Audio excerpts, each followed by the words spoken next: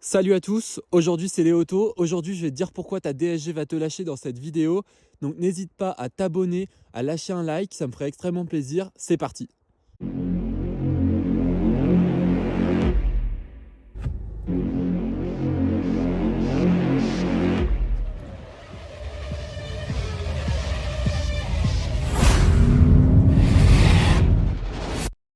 Pourquoi je voulais te faire cette vidéo? Parce que tout simplement sur internet je vois un petit peu tout et son contraire sur la boîte automatique DSG de chez Volkswagen. Donc dans cette vidéo on va voir un petit peu l'évolution de la boîte, pourquoi elle a été créée, son fonctionnement et un petit peu les évolutions que cette boîte a reçues tout au long de sa vie et surtout en fait les potentiels problèmes que tu peux rencontrer dessus. Donc c'est parti. Donc dans un premier temps, la DSG, qui veut dire Direct Shift Gearbox, a été inventée par Volkswagen dans les années 2000, au début des années 2000. Il y avait une contrainte qui était qu'en fait, il fallait qu'ils respectent les normes anti-pollution. On verra après qu'ils les ont pas trop respectées. Le géant aux 12 marques, Audi, Porsche, Skoda, etc., a truqué les moteurs diesel de 11 millions de ces véhicules dans le monde pour les faire passer pour moins polluants. Mais du coup, ils avaient besoin en fait de créer une boîte automatique qui ne perdait pas, qui n'avait pas de déperdition. Parce qu'une boîte automatique classique, on a environ 10% de déperdition. Ça s'explique comment? Ça s'explique en fait que ce qui fait changer les vitesses sur une boîte automatique type classique, c'est en fait de l'huile tout simplement. Ça paraît un peu fou, mais je vais imager comme ça, c'est l'huile. Et en fait, l'huile en question, il y a forcément une déperdition parce que ce n'est pas quelque chose de mécanique, contrairement à des embrayages qui sont collés directement au moteur. Donc Volkswagen a essentiellement créé cette boîte automatique pour ça. Donc quand je dis Volkswagen, c'est le groupe, hein. D'ailleurs la S-Tronic, qui est la boîte Audi, c'est exactement la même chose que la DSG, c'est juste un autre nom parce que Audi est la marque premium. Trouvez toutes ces boîtes automatiques chez tout le groupe Volkswagen, même sur les Porsche. Donc dans cette vidéo, on va voir un petit peu tout ça, toutes les évolutions. Je ne vais pas parler des modèles de Porsche ou Lamborghini, je parle que sur des modèles courants. Donc on va voir ça tout de suite. Donc son fonctionnement à cette boîte, c'est en fait deux embrayages comme dans une voiture manuelle classique en fait, sauf que là il y en a deux. Et en fait c'est un robot qui passe les vitesses, donc il y en a un qui fait les vitesses paires et l'autre les vitesses impaires. Et en fait, cette technologie-là permet d'avoir toujours une vitesse d'enclencher. Donc, c'est-à-dire, quand la voiture est en première, elle a déjà la deuxième d'enclencher. When driving, the first gear is engaged by one input shaft. At the same time, the other input shaft pre-selects the next gear. At the actual gear change, the previously engaged clutch is disengaged at the same time as the idling clutch is engaged. Donc c'est un peu l'avantage de cette boîte-là. Et en fait, le fait qu'il y ait toujours une friction, donc en fait que le moteur soit toujours collé à la boîte de vitesse, donc aux roues en quelque sorte, veut dire qu'en fait il n'y a pas de déperdition comme peuvent avoir les autres boîtes automatiques.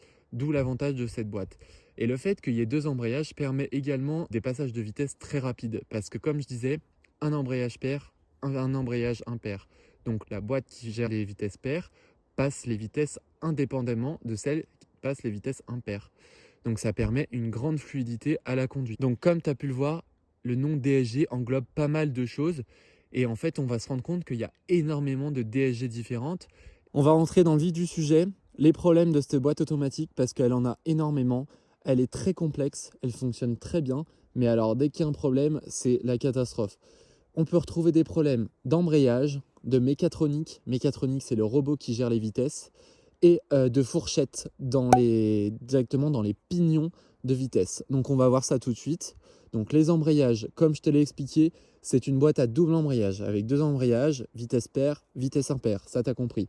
Donc le problème, c'est qu'en fait ces embrayages, ils vont s'user de manière prématurée, surtout sur les petits moteurs, parce qu'on va voir ça tout de suite après, mais les petits moteurs ne sont pas lubrifiés avec de l'huile dans les embrayages. Sur les grosses motorisations, on va retrouver de l'huile qui lubrifie en permanence les embrayages.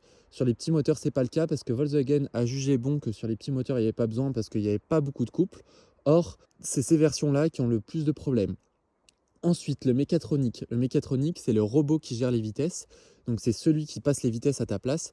Donc, ce robot-là, en fait, c'est toute une pièce avec de l'électronique et de la mécanique. Et en fait, ça ne fait pas bon ménage. Il y a souvent des problèmes de pression d'huile. Il y a d'ailleurs un filtre à huile dedans qui n'est pas possible de changer facilement. Donc en fait, ça a tendance à se boucher et en fait, ça crée un problème. Et souvent, les problèmes sont les suivants, c'est que en fait, la voiture ne passe plus certaines vitesses. Donc soit les vitesses paires, soit les vitesses impaires, parce que comme je te l'ai dit, il y a 2 embrayages avec impair et pair. Ensuite, il y a les fourchettes. Les fourchettes, qu'est-ce que c'est? En fait, c'est les petites dents qui vont en fait passer les vitesses. Donc je te montrerai en photo, c'est en fait des petits crochets qui vont en fait se fissurer dans la boîte automatique. Donc là, c'est même pas la peine, la boîte elle est morte, faut toute la refaire. Donc ces problèmes-là, en fait, c'est parce que généralement, quand tu passes la marche arrière, il faut bien attendre d'être à l'arrêt pour ne pas forcer la boîte et justement que la petite fourchette frotte contre les dents. Tu peux retrouver également des problèmes de sélecteur de vitesse sur des Volkswagen modernes qui n'ont plus le gros pommeau, qui ont juste le petit levier. Donc là, c'est un problème d'aimant à l'intérieur de la boîte automatique. C'est pas grand-chose. Malheureusement, Volkswagen va le facturer extrêmement cher, environ 900 € ou plus de 1000 € pour un petit aimant qui est défectueux. Donc ça, c'est le problème le moins grave. Donc pour résumer, gros problème d'embrayage, on va le voir après avec les différentes versions qui sont concernées ou non. Et ensuite, mécatronique, globalement, ça concerne toutes les boîtes de vitesse. Donc mécatronique, pour rappel, c'est le robot qui gère les passages de vitesse. Donc ce mécatronique pose problème sur toutes les versions. Donc maintenant, on va passer en revue toutes les boîtes automatiques DSG de chez Volkswagen. On commence par la DQ200 qui est la boîte automatique la plus petite. Donc c'est une DSG 7, donc à 7 vitesses. C'est la boîte qui est montée sur des petits moteurs, donc en dessous de 200 Nm de couple, ou un peu plus, mais rarement au-dessus de 250. Donc ce qui veut dire qu'en fait, la DQ200 supporte 200 Nm de couple. C'est l'appellation, c'est en fonction du nombre de couples que la voiture peut supporter. Ce modèle-là de DSG, il a des problèmes d'embrayage parce que les embrayages ne sont pas lubrifiés avec de l'huile. Contrairement à tous les autres, ces embrayages, ils sont comme une boîte manuelle classique, où les embrayages ne sont pas immergés dans l'huile. Donc ça fait qu'il y a beaucoup de surchauffe, surtout si on fait de la ville. Il y a des cas de casse d'embrayage à 50 000 km, voire même avant. Donc il faut faire très attention avec cette boîte automatique. Elle a également des problèmes de fourchettes. Les fourchettes, donc c'est les petites dents qui passent les vitesses dans la partie synchronisation de la boîte automatique, donc la partie pignon. Et donc en fait, elles sont très très très fragiles. Donc je te montrerai en photo à quoi ça ressemble une fourchette cassée, mais il faut faire bien attention de ne pas passer sa marche arrière en étant encore en train de rouler. Pareil, le parking, bien le mettre quand la voiture est arrêtée. Ensuite, on retrouve la DSG DQ250. C'est la DSG 6, c'est la première boîte de chez Volkswagen, la première boîte à double embrayage.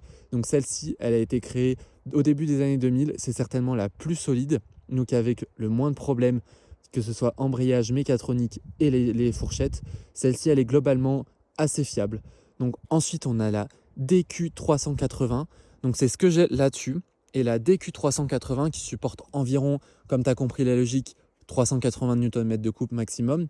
Donc cette boîte-là, elle est assez solide. Elle n'a pas connu de réels gros problèmes. Hormis, comme d'habitude, il y a toujours des cas d'embrayage, de casse d'embrayage si on fait énormément de ville, de mécatronique qui peuvent bugger, de fourchettes qui peuvent casser. Mais les problèmes, ils sont quand même assez rares par rapport à la première, la DQ200. Parce que celle-là, elle est immergée avec des embrayages dans l'huile. Donc globalement, ça va. Celle-ci existe en DSG DQ 381. Le 1 qui veut dire en fait c'est un petit rajout qui veut dire que la voiture est en 4 roues motrices. Donc celle-ci avec le moteur diesel 2 litres TDI 190 4 roues motrices, c'est la DQ 381. Donc c'est le 1 veut juste simplement dire qu'elle est 4 roues motrices. Ensuite, on a la DL 501 qui sont surtout faites pour les moteurs Audi qui sont longitudinaux. Contrairement aux moteurs Volkswagen, Skoda, Seat, là Audi a fait le choix de mettre les moteurs dans l'autre sens par rapport au groupe Volkswagen. Donc globalement, la DL 501, on la retrouve uniquement sur Q5, A6 ou autre. C'est que des moteurs qui sont longitudinaux. C'est des boîtes qui ont énormément de problèmes de mécatronique. Donc le mécatronique peut lâcher au moins 3 fois si la voiture a 200 000 km, c'est pas impossible. Donc bien vérifier le mécatronique à ce moment-là. Pareil, on peut retrouver des problèmes d'embrayage comme sur toutes les DSG, mais ils seront quand même un peu plus rares. Les fourchettes, c'est pareil, ça va un peu mieux sur ce modèle-là. Ensuite, on a la DQ500, donc 500 pour le nombre de Nm de coupe maximum. Donc ça, c'est pour les grosses versions, les gros moteurs. Donc par exemple, je prends l'exemple de celle-ci. Si elle est équipée du 280 chevaux, donc le moteur le plus puissant, on a la DQ500 pour le nombre de Nm. Globalement, celle-ci, ça va être la DSG7 la plus solide parce qu'en fait, elle supporte énormément de couple, donc les embrayages sont très gros, donc assez costauds. Donc globalement, cette boîte n'a pas connu énormément de problèmes. Et ensuite, on a la DQ400E, donc E pour le électrique, parce que cette boîte, en fait, elle est montée sur tout ce qui est hybride dans le groupe Volkswagen. Donc par exemple, on retrouve ça sur la Cupra Leon que j'avais présentée sur la chaîne, sur la Golf GTE ou n'importe quel hybride rechargeable de chez Volkswagen. Donc elle est très intéressante cette boîte parce qu'elle est extrêmement complexe. Donc on a les doubles embrayages comme sur toutes les versions de DSG, on a le mécatronique, mais on a aussi un troisième embrayage qui vont gérer le moteur électrique et le moteur thermique pour le désactiver et réactiver. Donc c'est un truc de fou comment c'est complexe, mais cette boîte fonctionne plutôt bien. Après on a quelques problèmes avec l'hybridation, mais ça c'est plutôt des mises à jour qui ont été effectuées, mais globalement elle est plutôt très fiable. Toujours des problèmes de mécatronique avec, comme je te disais, l'huile qui va se boucher au fur et à mesure, mais sinon les embrayages, il n'y a aucun problème à ce niveau-là. Les fourchettes pareil, la boîte fonctionne très bien, donc pas vraiment d'inquiétude hormis le mécatronique. La dernière version qui en fait rejoint la première version, la DQ200, donc celle qui est le plus fragile, en fait elle a reçu une évolution sur les dernières Volkswagen micro-hybrides. Donc tu sais, quand tu lâches le pied, le moteur s'éteint, que ce soit les Golf ITSI, Cupra Leon, pareil ITSI, toutes les nouvelles 150 chevaux essence de toute manière ont ce système-là du lâcher de pied. Donc en fait là c'est juste une évolution, donc en fait la boîte elle va débrayer pour pouvoir éteindre le moteur et ensuite elle va rembrayer pour réactiver le moteur. On ne sait pas trop ce que ça donne dans le temps, sachant que la boîte était déjà fragile, donc moi j'imagine que ça va pas être beaucoup mieux, voire peut-être pire parce que la voiture en permanence est en train d'éteindre et rallumer le moteur. Donc là-dessus, on n'a pas assez de recul. Beaucoup ne savent pas, mais la DSG s'entretient. On doit faire des révisions dessus, des vidanges. C'est très important pour le bon fonctionnement de la boîte automatique. Donc pour les DSG 6, c'est tous les 60 000 km. Les DSG 7, tous les 120 000 km. Sauf la DQ200, donc la plus petite version, qui elle, comme je te l'ai dit, elle n'a pas d'huile dans les embrayages. Donc globalement, il n'y a pas d'entretien à faire dessus, hormis la partie mécatronique, donc le robot qui gère les vitesses. Il y a de l'huile, il y a un petit peu d'huile dedans, donc c'est toujours bien de changer cette huile-là, je dirais à partir de 150 000 km, mais globalement, il n'y a rien à faire. Si tu veux savoir quel modèle de DSG tu as pour savoir les entretiens, je te conseille tout simplement d'aller sur Internet, de taper le nom de ton moteur ou de poser la question à ChatGPT pour être sûr de ton modèle-là. Sinon, tu peux demander à ton garagiste tout simplement. Donc les révisions coûtent environ 400 € pour faire la vidange de la boîte automatique. Si tu fais beaucoup de villes, tu peux éventuellement faire ta révision un petit peu avant. Comme ça évitera d'encrasser la boîte automatique. Ça ne fera absolument pas de mal à la boîte de faire une révision un peu avant la date d'entretien que préconise le constructeur. Mais il n'y a pas forcément en fait d'alerte sur le tableau de bord qui vont dire fais ton entretien de boîte automatique. Donc c'est pour ça qu'il y a beaucoup de gens qui n'y pensent pas forcément, et puis les constructeurs ou du moins les concessionnaires n'ont pas grand chose à faire. Donc c'est souvent que j'entends dire que les gens n'ont jamais entretenu leur boîte automatique et la DSG s'entretient, hormis, comme je te disais, la plus petite version. Donc si tu veux une DSG, comme tu l'as compris, regarde bien si les révisions de la boîte ont bien été faites. Regarde aussi si la voiture n'émet pas d'à-coups au moment de passer les vitesses. Pareil, le moment où tu passes la marche arrière à la marche avant, qui n'est pas un à-coup. Ça pourrait être le mécatronique ou les embrayages. Donc bien vérifier ça.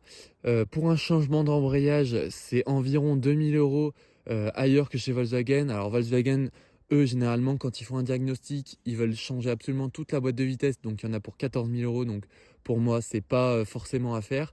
Donc chez les petits indépendants spécialisés dans les boîtes, c'est environ 2000 € pour un changement d'embrayage. Et pareil, 2000 € si on veut changer le mécatronique.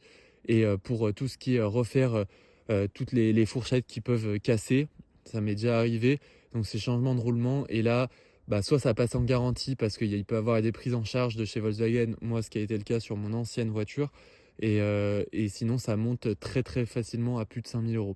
Donc mes conseils pour garder la boîte en bon état, bien attendre d'être à l'arrêt complet pour passer de la marche avant à la marche arrière ou le parking, ne pas faire de reprogrammation de moteur sur des DSG qui sont un petit peu déjà fragiles. Donc c'est par exemple la DQ200, donc la toute petite avec les embrayages à sec, supporte très très mal plus de couples. Donc si en plus de ça tu lui fais une reprogrammation, mais elle va vraiment péter.